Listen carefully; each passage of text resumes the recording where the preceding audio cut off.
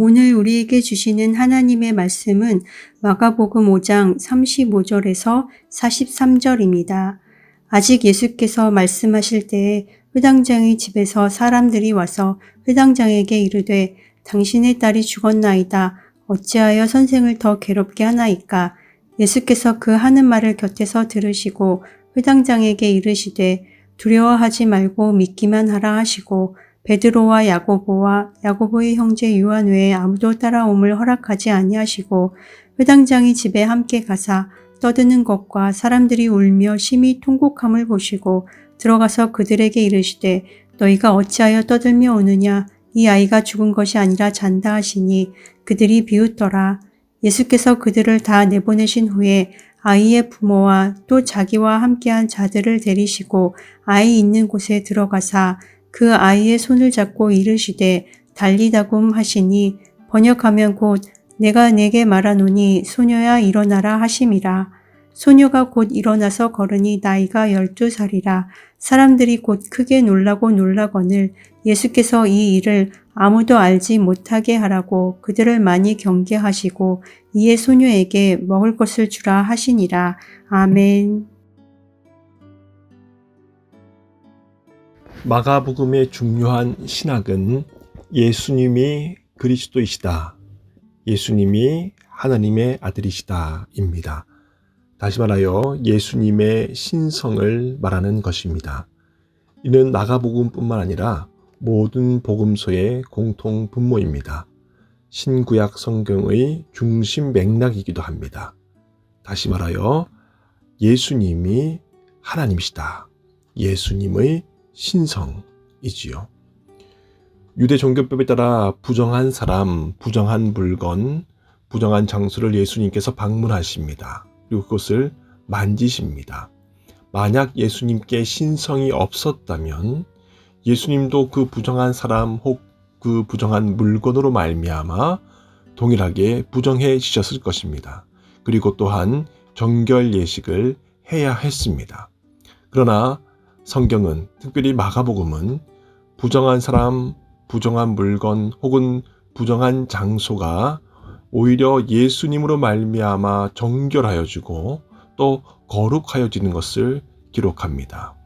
이는 다시 한번 사람의 몸으로 오신 예수님께서 신성을 가지신 거룩한 하나님이심을 반증하는 모습입니다. 유대 종교법에서 규정하는 가장 부정한 것들 중에 하나를 꼽으라면 시체를 꼽을 수가 있습니다. 민수기 19장 11절 말씀에 이렇게 기록되어 있습니다. 사람의 시체를 만진 자는 이래 동안 부정하리니. 민수기 19장 14절에는 이어서 이렇게 기록되어 있습니다. 장막에서 사람이 죽을 때의 법은 이러하니 누구든지 그 장막에 들어가는 자와 그 장막에 있는 자가 이래 동안 부정할 것이며. 무슨 말입니까? 시체를 만지거나 그 시체가 있는 장소, 장막, 집에 들어가는 모든 자가 7일 동안 부정하여지고 이 부정을 정결케 하는 예식을 치루어서 검증이 마친 후에야만이 일상적인 생활, 정상적인 생활을 할 수 있다라는 것입니다. 이것은 예수님 당시에, 오늘 본문이 있는 마가복음 당시에 이스라엘 사람들이었다면, 유대인들이었다면 모두가 다 알고 있는 상식 중에 상식이었습니다. 때문에 오늘 본문 35절에서는 회당장의 집에서 사람들을 보내어 이와 같이 회당장 야이로스의 딸이 죽었다라는 것을 알리며 더 이상 예수님이 오심으로 말미암아 부정해지는 것, 그 죽은 시체가 있는 집에 들어와서 부정하여짐으로 정결 예식을 치러야 되는 것을 할 필요가 없음을 통보하게 됩니다. 35절 말씀입니다.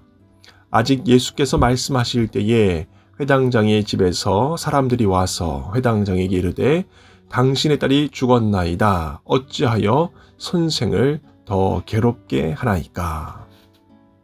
35절 말씀에 기록된 더 괴롭게 하다라고 하는 것은 짐승의 껍질을 벗기는 것과 동일한 아주 고통스럽고 귀찮고 성가신 일을 이야기합니다. 무슨 말입니까? 회당장의 병든 딸을 만짐으로 말미암아 부정해지는 것, 또 그 부정으로부터 정결해지는 과정들 또한 번거롭고 고된 일인데 이거보다 더 어렵고 고단한 일인 시체를 만진 후에 정결 예식 너무너무 힘들고 고통스러우니 더 이상 예수님께 그와 같은 어려움, 곤란함을 부과할 필요가 없다라고 하는 판단과 고백이지요. 이와 관련하여서 민수기 19장 13절 말씀을 기억할 필요가 있습니다. 민수기 19장 13절 말씀입니다. 누구든지 죽은 사람의 시체를 만지고 자신을 정결하게 하지 아니하는 자는 여호와의 성막을 더럽힘이라. 민수기 말씀에서는 죽은 시체를 만지거나 혹은 죽은 시체가 있는 장막 집 안에 들어왔다 나간 후에 성경에서 이야기하는 규례를 따라 율례를 따라 적법한 정결 예식을 취하지 아니하면 이는 곧 여호와의 성막을 더럽히는 것과 같다라고도 경고합니다. 때문에 예수님께서 이미 죽은 야이로의 딸의 집 안으로 들어오는 것이 얼마나 위험하고 또 정결해지기 위해서 번거로운 일인지를 가늠할 수 있는 말씀입니다. 이 모든 상황과 율례에 대해서 회당장은 아마 잘 알고 있었을 것입니다. 그런데 어찌된 영문인지 아마도 오늘 본문에 등장하는 예수님께서는 그 회당장의 집을 향한 행보를 멈추지 않으셨던 것 같습니다. 오히려 36절 말씀에서 이렇게 말씀하십니다. 회당장에게 이르시되 두려워하지 말고 믿기만 하라 하시고. 회당장이 도대체 무엇을 두려워하였기에 예수님께서 두려워하지 말라 말씀하셨을까요? 첫 번째로 자신의 딸을 더 이상 살릴 수 없게 되었다는 두려움이 있었을 것입니다. 이는 표현상 두려움이지만 아비된 자로서의 회당장의 슬픔과 낙심을 의미할 것입니다. 두 번째는 정결법에 정통한 자로서 회당장이 그 적법하지 않은 자로 하여금 시체를 만지게 하는, 다시 말하여 유대 종교법 정결법을 위법하게 되는 것에 대한 두려움이었을 것이다 라는 해석입니다. 이렇게 한번 생각해 보시면 좋겠습니다. 회당장이 초대한 자가 시체를 만집니다. 그런데 그 이후에 정결 예식을 잘 치루어서 정결해지면 되지만 그 정결 예식을 취하지 않는 경우 어떻게 되겠습니까?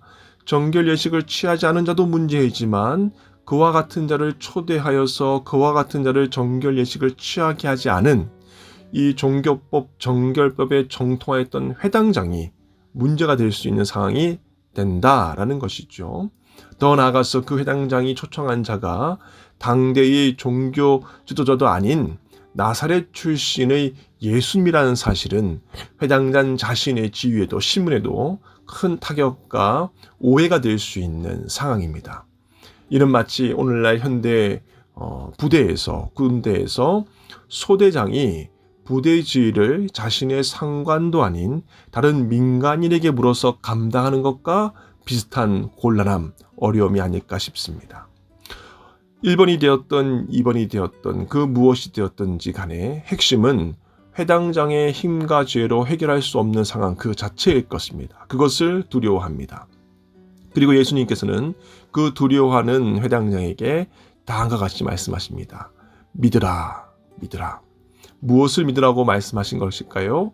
예수님이 그리스도이시고 예수님이 기름 부음 받은 자이며 이는 곧 예수님이 메시아이시며 예수님이 하나님의 아들이시다라는, 한마디로 요약하면 예수님이 하나님이시다.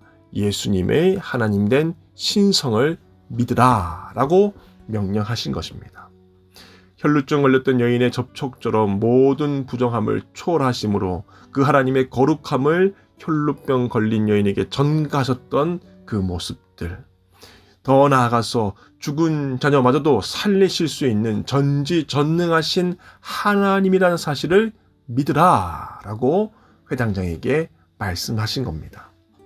오늘 이 말씀은 오늘을 살아가는 우리들에게도 동일한 교훈과 말씀이 됩니다. 우리의 삶들 가운데에 회당장처럼 두려움 가운데, 슬픔 가운데, 낭만 가운데 우리의 힘과 지혜로 해결할 수 없는 일들이 얼마나 많이 있습니까? 그럴 때마다 우리는 누구를 의지하고 또 무엇을 기대합니까? 하나님 말씀의 가르침은 분명하고 간단합니다. 그 어려운 순간마다, 그 곤란한 순간마다 전지전능하시며 거룩하신 우리 주 예수 그리스도를 믿고 그 주님께만 의탁하며 간구하며 기도하라 명령하십니다. 그러나 세상의 가르침은 무엇입니까? 세상의 부귀영화와 유행과 성공을 구하고 그것을 따르고 믿으라 라고 미혹합니다. 예수님만 믿고 예수님만 의탁하면 큰 낭패와 실패를 본다며 겁박을 하기도 합니다. 오늘 본문에서도 이와 같은 상황이 등장합니다. 예수님께서 그 회당장의 집에 오시고 39절 말씀에 들어가서 그들에게 이르시되 너희가 어찌하여 떠들며 우느냐 이 아이가 죽은 것이 아니라 잔다 하시니 그곳에 모여있던 이들이 예수님의 이 말씀을 믿지 아니하고 40절 말씀 그들이 비웃더라. 예수님을 향하여 조롱하며 조소하며 비웃기 시작합니다. 하나님 말씀대로 하나님 방법대로 우리가 살아가려고 하면 할수록 우리를 향한 세상의 반응은 무엇입니까? 비웃음이지요. 조소이지요. 조롱이지요. 그렇게 기도해서 그렇게 신앙생활해서 과연 이 세상 가운데 행복하게 성공적으로 잘 살 수 있겠냐 미혹하고 겁박하는 것이 우리의 현실입니다. 그러나 기억하시길 바랍니다. 나그네처럼 잠깐 머물다 가는 이 세상이 우리 인생의 모든 목적지이며 종착지인 것인지 그렇지 않으면 이 삶 이후에 하나님께서 우리를 위해 준비하신 그 영원한 하나님 나라가 우리의 영원한 안식처이며 종착지인지 구분하시며 구별할 수 있기를 주님 이름으로 축복합니다. 41절 말씀입니다. 예수님께서 비웃는 사람들을 향하여서 예수님의 하나님 계심을 보이십니다. 그 아이의 손을 잡고 이르시되 달리다굼 하시니 42절 말씀입니다. 소녀가 곧 일어나서 걸으니 나이가 12살이라. 유대 종교법 가운데 가장 부정한 시체를 만났는데 예수님께서 그 시체로 말미암아 부정해지지 않으십니다. 오히려 그 예수님으로 말미암아 죽어버린 가장 부정한 존재였던 시체가 생명을 얻고 다시 살아나게 됩니다. 더 나아가서 이 사건을 통하여 그 예수님 향하여 비웃고 예수님 향하여 의심하던 자들에게 예수님의 하나님 되심, 예수님의 거룩하심, 예수님의 전지전능하심, 예수님의 신성을 보이시며 비웃는 모든 자들의 입도 침묵케 하십니다. 사랑하는 서문 가족 여러분, 오늘 하루 우리의 삶들 가운데에 하나님 말씀만 의지하며 주님만 바라보며 모든 것 주님께 의탁하며 주님과 함께 동행할 수 있기를 주님 이름으로 축복합니다. 예수님만 믿고 예수님과 동행하는 삶이 아무런 효능이 없고 능력이 없고 비웃고 손가락질하는 세상의 미혹과 겁박이 있다 할지라도 오늘 말씀을 기억하며 모든 부정한 것을 가장 거룩하게 만드시며 죽은 자를 살리시며 조소하는 자들의 입술도 닫혀섰던 우리 주 예수 그리스도의 그 거룩하신 하나님 되심을 기억하며 오늘 하루도 하나님의 거룩한 백성으로 살아갈 수 있기를 그 귀한 놀라운 역사의 간증의 주인공 될 수 있기를 주님 이름으로 축복합니다.